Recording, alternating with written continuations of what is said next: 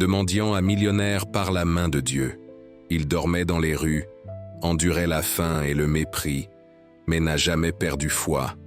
Avec une prière désespérée et son dernier centime, il a reçu un signe divin qui a tout changé. Le chemin fut ardu, marqué par des trahisons et des tentations, mais sa foi inébranlable l'a guidé. Une histoire d'épreuves, de miracles et de rédemption qui va transformer votre vision sur le destin. Préparez-vous pour un voyage émotionnel de foi et de dépassement de soi. Le soleil se levait implacable à l'horizon de cette petite ville, dans la région rurale du sud de la France. Ses rayons, comme des lances dorées, perçaient les fentes de la cabane en torchis où Jean dormait. Le sol en terre battue, les murs irréguliers et le toit de paille racontaient silencieusement l'histoire de privation qui accompagnait cet homme aux mains calleuses et aux yeux profonds. En cette aube, cependant, quelque chose de différent s'est produit. Au milieu d'un sommeil agité, des visions mystérieuses ont envahi ses rêves. Des chiffres lumineux dansaient dans le ciel étoilé de son esprit, l'appelant avec une intensité qu'il ne pouvait ignorer. Jean s'est réveillé, en sursaut, le cœur battant la chamade comme un tambour à la fête de la Saint-Jean. La sueur coulait sur son front, tandis que la séquence de chiffres brillait encore vivement dans sa mémoire. Avez-vous déjà fait un rêve si réel qu'il semblait un message divin? C'est exactement ce qu'il a ressenti à ce moment-là. Équet, main tremblante, il a tâtonné dans l'obscurité jusqu'à trouver un bout de crayon et un morceau froissé de sac en papier. Il a noté rapidement les chiffres qui semblaient murmurer des promesses de changement. La faible lumière du matin commençait à révéler les contours de sa réalité.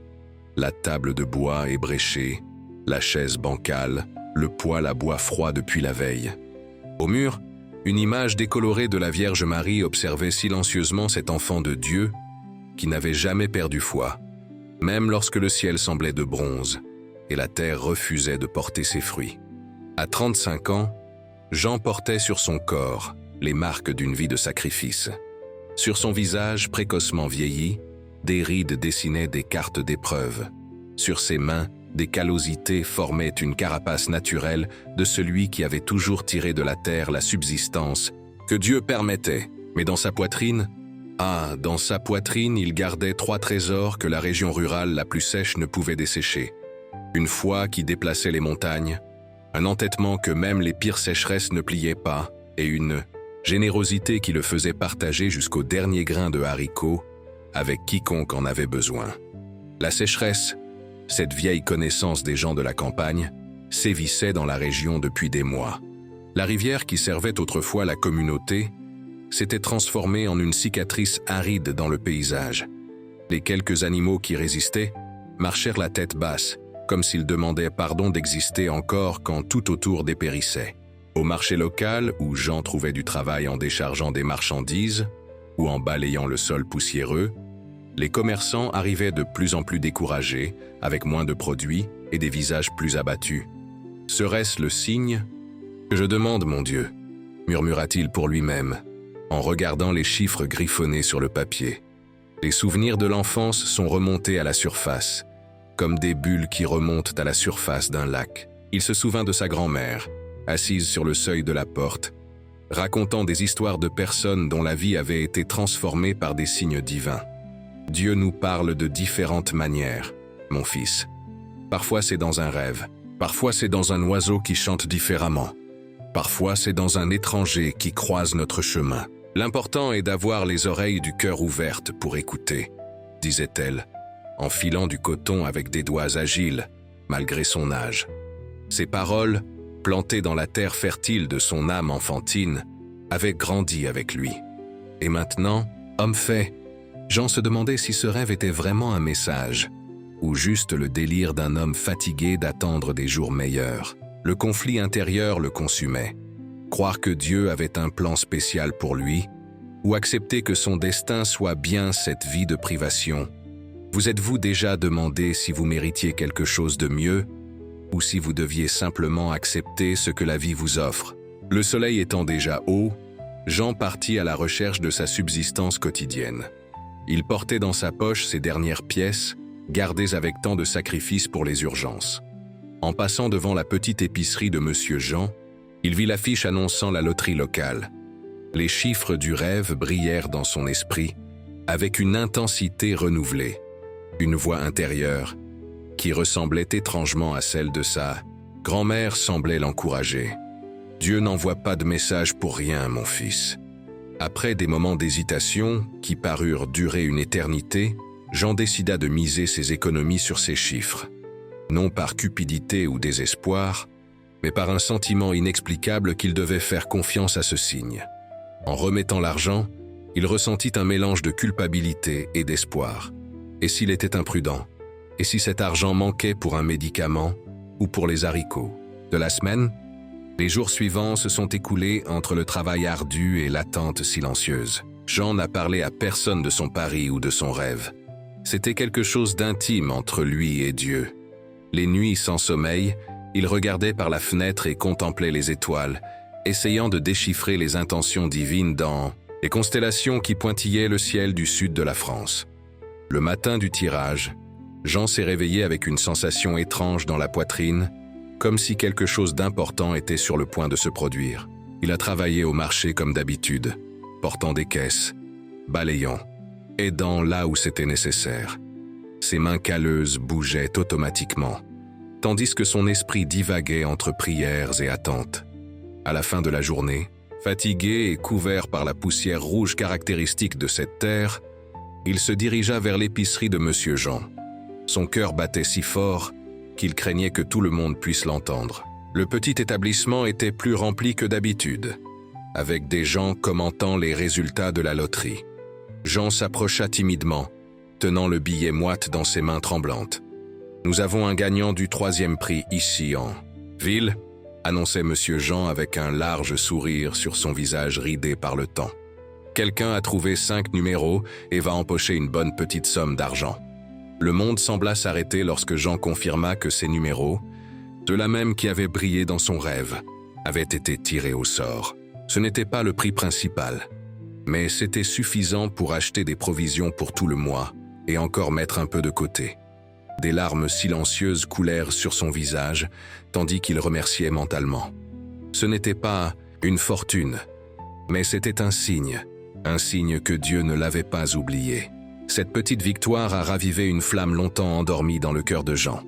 L'espoir, comme une graine tenace qui germe en sol rocailleux, ce sentiment a commencé à grandir et à transformer sa façon de voir le monde. Peut-être y avait-il, après tout, un but plus grand pour sa vie. Cette nuit-là, agenouillé devant l'image de la Vierge Marie, Jean déversa son cœur en remerciements. Les paroles simples de sa prière montaient comme de l'encens vers le ciel, portant toute la gratitude d'une âme qui redécouvrait la possibilité de rêver. Au milieu de la prière, il sentit une impulsion inexplicable de visiter la vieille église de la ville, comme si une voix silencieuse l'appelait là-bas. La pleine lune illuminait les rues de terre tandis que Jean marchait en direction de l'église. Le bâtiment centenaire, avec ses murs de pierre et ses vitraux colorés, se dressait majestueusement contre le ciel étoilé, comme un phare spirituel pour cette communauté souffrante.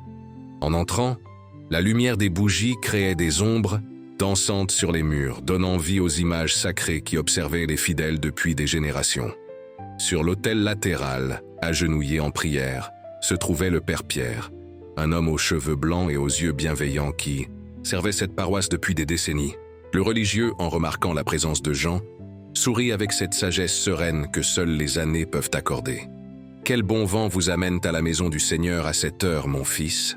demanda le curé, s'approchant. « À pas lent mais ferme. Je ne sais pas moi-même au juste, père, » répondit Jean, se sentant étrangement à l'aise pour ouvrir son cœur. « J'ai senti que je devais venir, comme si quelque chose ou quelqu'un m'appelait. » Le vieux prêtre acquiesça avec compréhension. Il connaissait Jean depuis l'enfance et avait toujours vu en lui un potentiel que le jeune homme lui-même semblait méconnaître.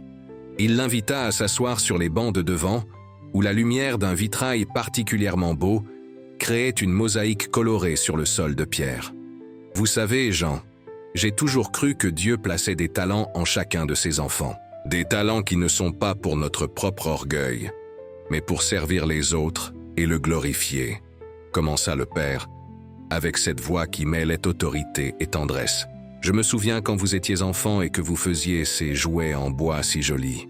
Vous aviez un don dans les mains. Jean sourit timidement, se souvenant des miniatures de voitures, d'animaux et de maisons qu'il sculptait avec des morceaux de bois trouvés sur le chemin. C'était une compétence qu'il avait héritée de son grand-père, un homme simple qui transformait des troncs en art, avec un couteau bien aiguisé et beaucoup de patience. La paroisse a reçu un don pour lancer un petit programme de microcrédit, continua le père avec une lueur particulière dans le regard. L'idée est d'aider les gens de la communauté à développer de petites entreprises. J'ai pensé à vous immédiatement. Les paroles du prêtre tombèrent comme des graines en terre fraîchement irriguées dans l'âme de Jean. Il n'avait jamais envisagé la possibilité d'avoir sa propre entreprise. Il avait toujours été un travailleur manuel, vendant sa force pour gagner son pain quotidien. Mais cette conversation, justement après le petit miracle de la loterie, semblait un signe de plus sur le chemin qui se dessinait devant lui. « Je ne sais pas si j'en suis capable, père », confessa-t-il, avec l'humilité caractéristique des « vraiment grands ». « Dieu n'appelle pas les capables, mon fils. Il rend capables ceux qu'il appelle, » répondit le vieux curé, avec la sagesse de celui qui avait déjà vu de nombreuses vies transformées par la foi et par la confiance en leur propre potentiel. Cette nuit-là, sous la lumière des bougies et le regard compatissant des saints sur les murs de la vieille église, un rêve est né.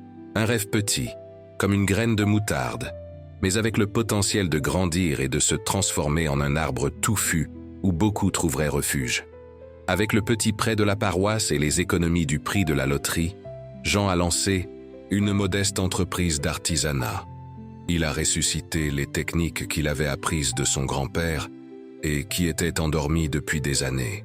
Dans une pièce improvisée au fond de sa maison, il a commencé à travailler le bois, transformant des morceaux apparemment sans valeur en pièces d'une rare beauté. Les premiers mois furent difficiles, comme la période de gestation de quelque chose de nouveau qui se prépare à venir au monde. Dans les marchés régionaux où il exposait ses pièces, il affrontait des regards méfiants. Comment quelqu'un d'aussi simple pourrait-il créer des choses aussi belles? Y questionnait certains, sans réaliser que c'est justement dans la simplicité que résidait la véritable beauté. La pénurie de matériaux était aussi un obstacle constant. Jean devait marcher des kilomètres pour trouver des bois appropriés, sélectionner soigneusement chaque morceau, imaginer ce qui pouvait naître de ce matériau brut. Les nuits, à la lumière d'une lampe, ses doigts dansaient habilement, sculptant, ponçant, donnant forme aux rêves qui habitaient son imagination. Chaque vente était célébrée comme une petite victoire, non seulement pour l'argent qui rentrait, bien qu'il fût essentiel à sa survie, mais pour la reconnaissance de son travail, pour la joie de voir ses créations gagner le monde, apportant un peu de beauté dans la vie d'autres personnes. C'est lors d'un de ces marchés qu'il rencontra Madame Sophie, une commerçante d'âge mûr, qui voyageait entre les villes, achetant et vendant des produits artisanaux. Avec des yeux expérimentés de quelqu'un qui connaissait la valeur du travail manuel authentique, elle examina attentivement les pièces de Jean. « Vous avez un don, jeune homme », déclara-t-elle avec conviction, tenant une petite sculpture d'un gardien du sud de la France. « Ces pièces racontent si notre histoire, nos racines. Ce ne sont pas seulement des objets, ce sont des morceaux de l'âme de la région rurale. » Madame Sophie proposa un partenariat. Elle emporterait quelques pièces pour les vendre dans de plus grands marchés dans les villes voisines, ouvrant de nouveaux marchés pour le travail de Jean. En échange, il recevrait un pourcentage sur les ventes. C'était une opportunité qui se présentait sur le chemin, comme un signe divin, de plus pour guider ses pas. Avec l'expansion des ventes, Jean put investir dans de meilleurs outils et des matériaux de meilleure qualité. Son petit atelier improvisé commençait à prendre l'allure d'un atelier d'artiste. L'odeur de bois fraîchement coupé se mêlait à l'arôme de peinture naturelle, créant une atmosphère presque magique dans cet espace de création. Après 6 mois de travail acharné, lorsque finalement ses revenus permettaient un peu plus de confort, un réfrigérateur d'occasion, une cuisinière neuve, quelques tuiles pour remplacer la paille du toit, l'inattendu se produisit. Une violente tempête, de celles qui semblent annoncer la fin des temps, s'abattit sur la petite ville. Le ciel, avant si bleu et généreux en lumière, se transforma en une masse grise et menaçante. Des éclairs zébraient l'obscurité comme des épées de feu, suivis par le fracas des tonnerres qui faisaient trembler les structures les plus solides. La pluie tombait en cascade, comme si tous les réservoirs célestes avaient été ouverts d'un seul coup. Jean observait, depuis la fenêtre de sa maison, cette fureur de la nature avec un mélange d'admiration et de crainte. La pluie, tant désirée pendant les longues périodes de sécheresse, arrivait maintenant avec une intensité destructrice. Les ruisseaux secs se transformèrent en torrents furieux qui emportaient tout sur leur passage. C'est alors qu'il entendit un fracas venant de l'arrière de la maison. Le cœur battant à tout rompre, il courut vérifier et trouva une partie du toit de son atelier s'effondrant sous le poids de l'eau. Comme dans un cauchemar, il vit ses outils, ses matériaux et une bonne partie des pièces prêtes à la vente englouties par l'inondation qui envahissait rapidement l'espace. Désespéré, il tenta de sauver ce qu'il pouvait, se risquant sous la structure instable, avec l'eau déjà à hauteur des genoux. Il réussit à récupérer quelques outils essentiels et une poignée de pièces. Mais la majeure partie de son travail, de son investissement et de ses rêves sombrait littéralement sous ses yeux. Lorsque la tempête passa enfin, laissant derrière elle une traînée de destruction, Jean s'assit sur le sol boueux de son atelier détruit. Les larmes se mêlaient à l'eau de pluie qui dégoulinait encore de ce qui restait du toit. Pourquoi? Dieu permettrait-il cela justement quand les choses commençaient à s'améliorer? Serait-ce un test de sa foi ou un signe qu'il devait abandonner? Avez-vous déjà senti que tout ce pourquoi vous vous êtes battu vous était arraché des mains en un instant? Que les cieux, avant si généreux, se sont subitement refermés? C'est exactement ce que Jean a vécu dans ce moment sombre. Les nuits suivantes furent d'insomnie et de questionnement. Allongé dans son lit, il écoutait le vent siffler à travers les fentes des murs, apportant avec lui l'odeur de bois mouillé et de rêves brisés. Le bruit rythmé de gouttières, improvisé, marquait le temps comme une horloge impitoyable, lui rappelant à chaque instant l'étendue de sa perte. Peut-être que ce n'était pas censé arriver, murmurait-il pour lui-même, en contemplant le plafond assombri par l'humidité. Peut-être me suis-je fait des illusions, en croyant que je pouvais être plus qu'un simple travailleur manuel. C'est au comble de ce découragement qu'il reçut la visite de Pierre, un ami d'enfance qui était parti pour Paris des années auparavant à la recherche d'opportunités. Il revenait maintenant, non pas comme le garçon chétif qui avait quitté la ville, mais comme un homme confiant, portant des vêtements qui dénonçaient une certaine prospérité. Pierre fut choqué de voir l'état de l'atelier de Jean. Les murs tachés par l'humidité, le sol encore boueux, les étagères tordues, où s'alignaient autrefois des pièces d'artisanat. Mais ce qui l'impressionna le plus, ce furent les quelques pièces qui avaient survécu à la catastrophe. Avec des yeux de quelqu'un qui connaissait la valeur du travail bien fait, il examina chacune d'elles, émerveillé par l'habileté de son ami. « C'est extraordinaire, Jean !» s'exclama-t-il, tenant une petite crèche sculptée dans du bois de chêne. « Je n'ai jamais rien vu de pareil, même dans les boutiques chics de Paris. » Jean sourit tristement, expliquant que c'était tout ce qui restait de mois de travail. Pierre, cependant, voyait au-delà de la dévastation présente.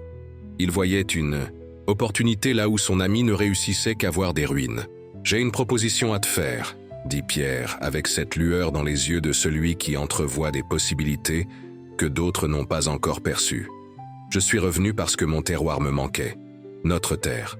J'ai travaillé dans la vente à Paris et j'ai beaucoup appris sur les affaires. Que dirais-tu de devenir associé? J'apporte le capital pour reconstruire tout ça et tu m'enseignes ces techniques impressionnantes que tu maîtrises. » La proposition tomba comme un rayon de soleil au milieu des nuages sombres qui planaient sur la vie de Jean. Ce n'était pas seulement une offre de société, c'était une main tendue au moment exact où il en avait le plus besoin. Un nouveau signe sur le chemin qui semblait s'être perdu.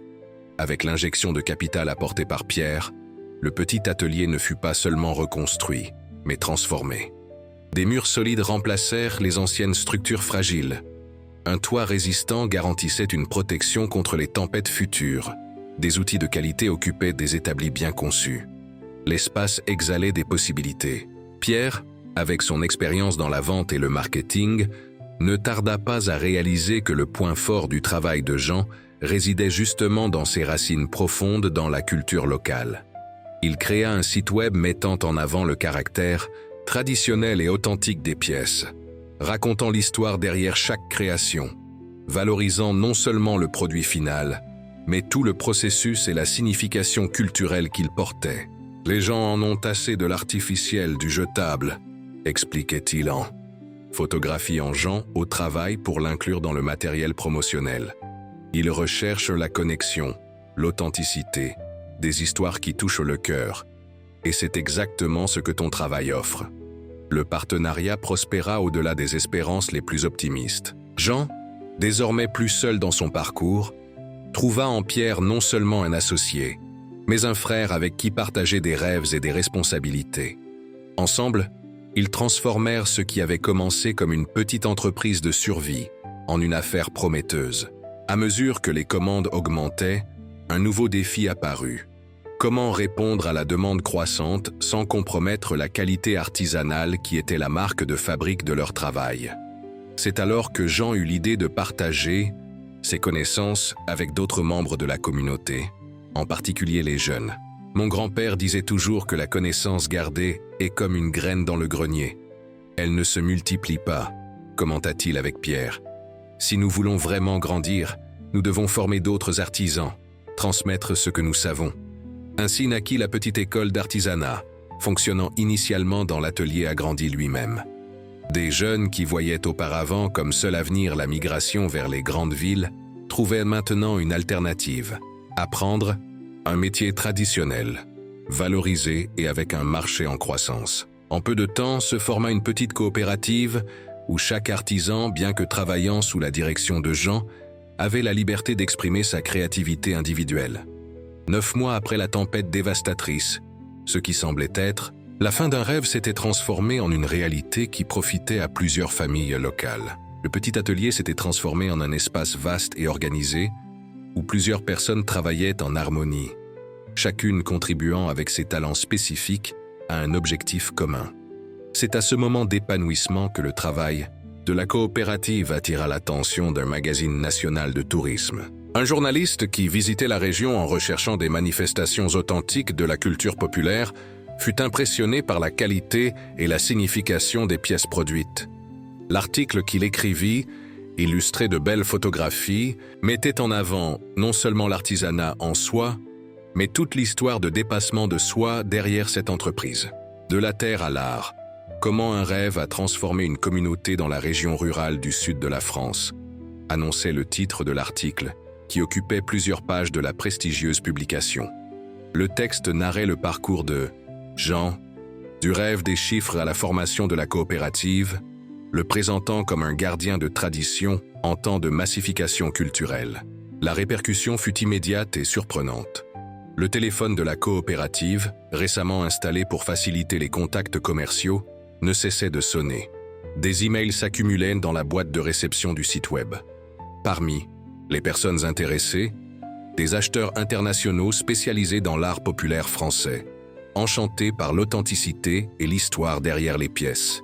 Les commandes augmentèrent exponentiellement, apportant avec elles un dilemme que Jean et Pierre n'avaient pas prévu. Comment étendre la production pour répondre à la nouvelle demande, sans perdre l'essence artisanale et la qualité qui caractérisaient leur travail? Le défi généra des tensions entre les associés qui n'étaient pas toujours d'accord sur la voie à suivre. Nous devons mécaniser une partie du processus, argumentait Pierre, soucieux de ne pas perdre les opportunités qui se présentaient. Je ne parle pas d'industrialisation, mais d'outils qui aident à augmenter la productivité sans compromettre la qualité. Mais c'est justement le travail manuel, fait avec temps et dévouement, qui donne une âme à nos pièces, contre-argumentait Jean, craignant que l'essence de son travail ne se perde au nom de la quantité. Au milieu de cette crise, qui menaçait l'harmonie du partenariat si réussi jusqu'alors, Jean ressentit à nouveau cet appel intérieur à chercher conseil à l'Église. Comme auparavant, il trouva dans le silence du temple ancien un espace pour organiser ses pensées et écouter la voix divine qui l'avait toujours guidé. Assis sur un banc de bois usé par le temps et par les prières de génération, il observait la lumière du crépuscule se filtrer à travers un très beau vitrail. Les couleurs dansaient sur le sol de pierre, créant des motifs qui semblaient raconter des histoires. Une coïncidence, ou serait-ce une providence, fit qu'un rayon de lumière particulièrement intense illumina un livre ouvert sur une table latérale. Poussé par la curiosité, Jean s'approcha et découvrit que le livre traitait justement des traditions artisanales locales. Le curé, intéressé à préserver la culture régionale, avait l'habitude d'étudier ces sujets. Sur la page illuminée par le soleil, un passage se détachait comme s'il avait été écrit spécialement pour lui en ce moment de doute. La vraie richesse d'un peuple ne réside pas seulement dans ses ressources matérielles, mais principalement dans sa culture, dans son savoir-faire, dans ses traditions transmises de génération en génération. Lorsque cette connaissance se perd, ce n'est pas seulement une communauté qui s'appauvrit, mais toute l'humanité. Ces paroles tombèrent comme des graines en terre fertile dans l'âme inquiète de Jean. C'était comme si la réponse à son dilemme était là, imprimée sur ces pages jaunies par le temps. Il ne s'agissait pas de choisir entre croissance ou tradition, mais de trouver un chemin qui permette l'épanouissement des deux. C'est ainsi que naquit l'idée du Centre culturel d'artisanat rural du Sud. Plus qu'un espace de production, ce serait un lieu de préservation et de transmission des connaissances, où les techniques traditionnelles seraient enseignées et valorisées, tandis que de nouveaux artisans seraient formés pour répondre aux demandes croissantes du marché. En partageant l'idée avec Pierre, Jean trouva non seulement une approbation, mais de l'enthousiasme. L'associé visualisa immédiatement les multiples possibilités de ce projet, qui alliait préservation culturelle et développement économique de manière organique et durable. « C'est génial, Jean !» s'exclama Pierre avec cette lueur caractéristique dans les yeux. « Nous ne construisons pas seulement une entreprise, nous créons un héritage, quelque chose qui restera même après que nous ne serons plus là. » Le projet du centre culturel, élaboré avec l'aide d'un architecte ami de Pierre, prévoyait la construction d'un espace vaste et fonctionnel qui comprendrait des ateliers, des salles de classe, un petit musée de l'artisanat local et une boutique pour la commercialisation directe des pièces. Tout cela intégré de manière harmonieuse au paysage local, utilisant des techniques constructives traditionnelles, combinées à des solutions durables modernes. L'idée était si innovante et alignée sur les politiques de valorisation culturelle qu'elle attira rapidement l'attention d'un programme gouvernemental d'incitation au tourisme rural. Un représentant visita la coopérative pour connaître le travail développé et fut impressionné par l'impact social de l'initiative. Des personnes qui n'avaient auparavant aucune perspective trouvaient maintenant non seulement un emploi, mais un but et de la dignité grâce au travail artisanal. Ce projet a tout pour devenir un modèle de développement durable basé sur la valorisation culturelle, affirma le représentant, après avoir pris connaissance en détail de la proposition. Nous aimerions l'inclure dans notre route touristique officielle, ce qui apporterait une plus grande visibilité et des opportunités. La nouvelle, qui aurait dû être accueillie avec enthousiasme, apporta avec elle de nouveaux défis. Pour intégrer la route touristique officielle, il faudrait formaliser complètement l'entreprise et réaliser des adaptations structurelles significatives.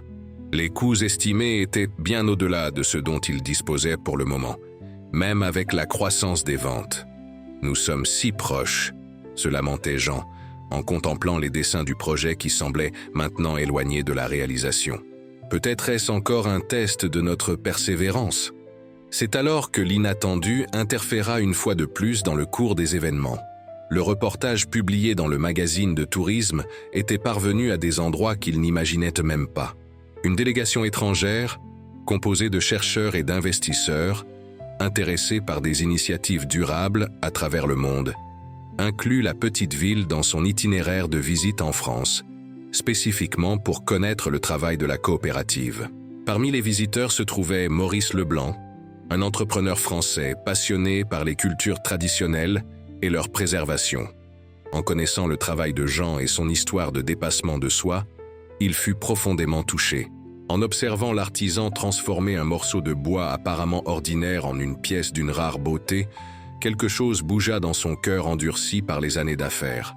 Ce travail porte en lui l'âme d'un peuple, ses luttes, ses joies, ses espoirs. Commenta-t-il, les yeux humides d'une émotion qu'il n'avait plus ressentie depuis longtemps. C'est précisément le type d'initiative que je cherche à soutenir. non seulement pour le retour financier, mais pour la signification culturelle et humaine. Leblanc fit une proposition qui laissa tout le monde bouche bée. Il financerait intégralement la construction du Centre culturel d'artisanat rural du Sud, en échange de l'exclusivité sur l'exportation des pièces haut de gamme vers le marché européen. C'était une offre généreuse, qui résolvait d'un seul coup le problème financier qui les empêchait d'avancer avec le projet. Cependant, la proposition généra des débats animés entre les membres de la coopérative. Certains craignaient que le partenariat avec un investisseur étranger ne compromette l'essence communautaire et l'autonomie du projet. D'autres voyaient dans l'offre l'occasion en or qu'ils attendaient pour faire le saut définitif. Et s'ils voulaient interférer dans notre façon de travailler, questionnèrent certains. Et si ce n'était qu'un étranger de plus voulant exploiter notre culture? Mais sans cet investissement, comment réaliser notre rêve? Rétorquaient d'autres. De plus, il semble vraiment engagé dans la préservation culturelle. Il revint à Jeanne, en tant qu'initiateur et leader naturel du groupe, de prendre la décision finale. Après des nuits de réflexion et de prière, cherchant le discernement divin pour ce choix crucial, il convoqua une réunion avec toutes les personnes concernées. Notre travail a toujours été guidé par deux principes fondamentaux. Foi et communauté, commença-t-il, avec cette simplicité éloquente qui le caractérisait. La foi nous a amenés jusqu'ici, surmontant des tempêtes littérales et figurées. La communauté est la raison de notre existence. Nous ne cherchons pas seulement le succès individuel, mais le bien de tous. Avec cette introduction, Jean présenta sa proposition. Ils accepteraient l'investissement de Leblanc, mais avec des conditions claires qui préserveraient l'autonomie de la coopérative quant aux techniques et processus de production. De plus, une partie importante des bénéfices serait destinée à des projets sociaux dans la région, garantissant que le bénéfice s'étende au-delà des murs du centre culturel. L'entrepreneur français, étonnamment, accepta toutes les conditions sans hésitation. Pour lui, la valeur de cette entreprise résidait justement dans son authenticité et son engagement envers la communauté. Toute interférence qui dénaturerait ses qualités diminuerait la valeur même de l'investissement. Exactement. 12 mois après ce rêve mystérieux avec des chiffres lumineux, Jean marchait sur le marché où il travaillait auparavant comme manutentionnaire. Le contraste entre le passé et le présent était impressionnant. Il dirigeait maintenant une entreprise qui employait des dizaines de personnes et exportait des pièces artisanales vers plusieurs pays. Le Centre culturel d'artisanat rural du Sud était en phase finale de construction, promettant d'être un jalon dans la région. Cependant, au milieu de tout ce succès, quelque chose dérangeait Jean. Les réunions administratives, les négociations commerciales et les décisions stratégiques consommaient tellement de son temps que, depuis des semaines, il ne travaillait plus directement dans la production artisanale. Ses mains, avant si habiles à donner forme au bois, tenaient maintenant principalement des stylos pour signer des documents et des téléphones portables pour répondre à des appels d'affaires. « Je m'éloigne de ce que j'aime vraiment », confessa-t-il, à Pierre lors d'un rare moment de pause.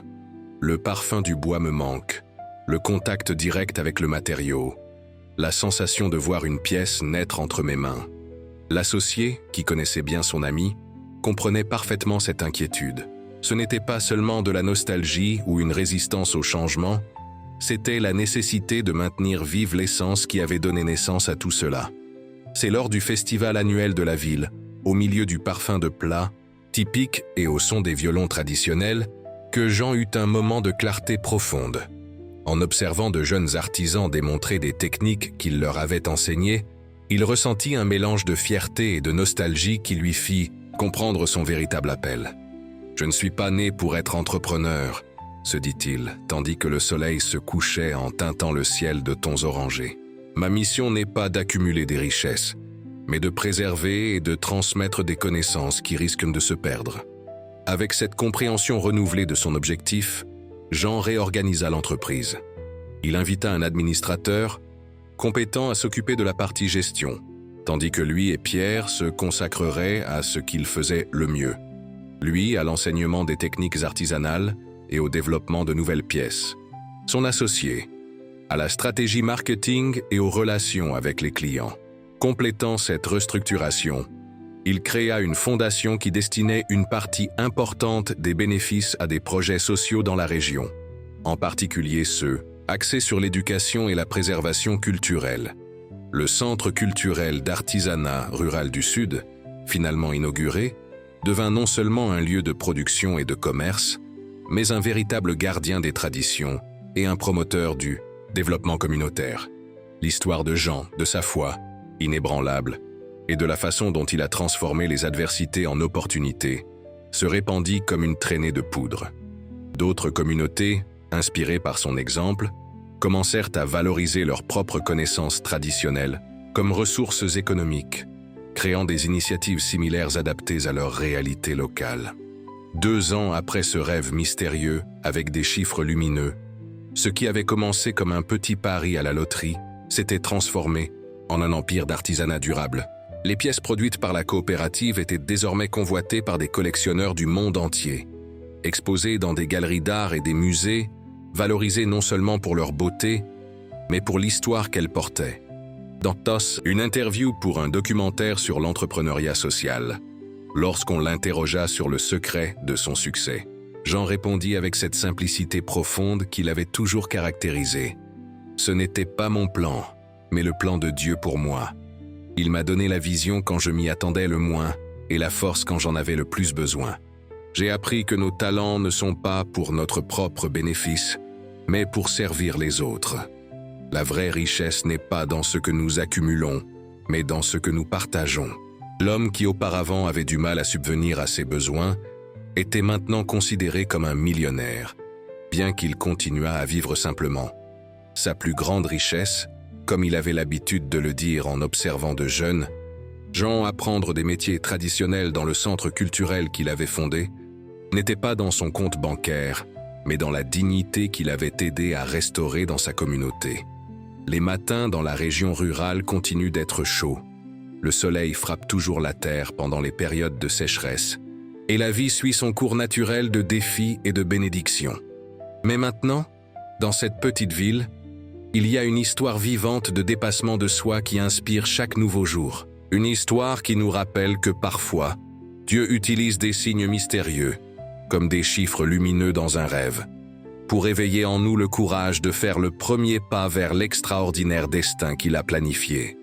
Et vous, qui avez écouté cette histoire jusqu'ici, vous êtes-vous déjà arrêté pour penser aux signes que la vie vous a donnés, aux opportunités déguisées en obstacles, aux talents qui sont peut-être endormis, attendant de fleurir et de profiter non seulement à vous, mais à tous ceux qui vous entourent? Comme Jean l'a découvert, parfois le plus grand miracle n'est pas la richesse matérielle, mais la découverte du dessein divin pour notre existence.